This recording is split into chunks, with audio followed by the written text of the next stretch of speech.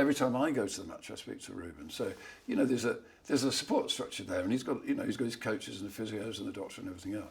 But it was quite difficult to see whether, you know, what environment Eric was operating in. Was it, in other words, was the erratic performance a function of Eric, or was it a function of the organisation? And we couldn't really get to the bottom of answering that question with sort of certainty, I suppose. We gave Eric the benefit of the doubt. And you regret that, or do you feel? Yeah, it was the wrong decision. We made the wrong decision. It was an error. So yeah, I suppose in that sense I regret it. I think there were some extenuating or mitigating circumstances in having made that decision, but at the end of the day it was a wrong decision, so hands up, you know, mea culpa on that one. Yeah. How do you assess Ruben's first 4 or 5 months? It's also been tough in terms of results and performances, but how do you assess? I mean, he's very honest. Yeah, he is honest, and I like that about him. I think Ruben has done an excellent job. I really like Ruben, and I think in the circumstances in which he arrived mid-season. Yeah. He didn't have time to train his players in a way in which he wants to play. He inherited a squad which he's had no influence on, and the squad isn't necessarily designed for the way in which he plays football.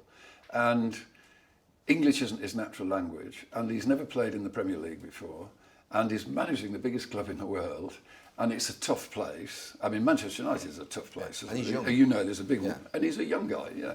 So I think, you know, if you take all of that into consideration, I think he's done a remarkably good job. What parts are you referring to there when you say good job? Because obviously the results have been poor. But what are you referring to? Just generally the way in which he carries himself, or? Yeah, I think the way, and I think what he's got out of the players that he's got available, I think he's done well with. Do you? I do, yeah. I mean, if I look at the salary bill of the squad that's available to him, that salary bill is not the salary bill of Manchester City or Liverpool. Do you mean because of the injuries?